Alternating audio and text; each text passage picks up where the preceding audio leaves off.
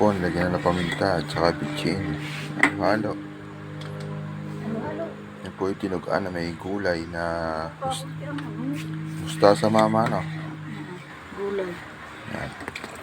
Tsaka to. Ito hinalo. Tsaka Suka. suka. Ano sa palagay mo? Ano? Ka ng suka mo. Pag kulang, bibili pa ako. Siguro tama na ito, hindi na kayo bumili. Ano, bibili pa? Titik lang mo. Kasi, Kasi. Wala na. mamaya, bahala.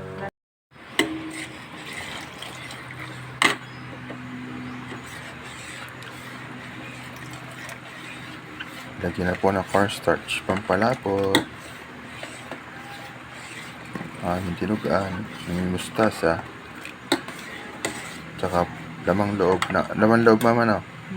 Lamang loob ng baboy. Ano sa palagay mo? Tama ng lapot? Ayan o. Tama na yun. Oo, ay meron pa eh. Lagyan mo na lahat. Nalagay ko na. Oo. Para hindi masayang. Yan. Sarap malapot. Siguro iba kaya malapot din. Oo, Nilalagyan ng... nilalagyan niyan nga. Oh. Nilalagyan talaga yan. Saka pati sa kasada nilalagyan din. Pero pag napakarami ang dugo, hindi na. Hindi na nga. Parang hindi na nilalagyan din. Titikman na. Ginugaan namin. Yan po kami lunch. Pagkain sa lunch. Mga ko rin. Sarap. Kulang sa suka.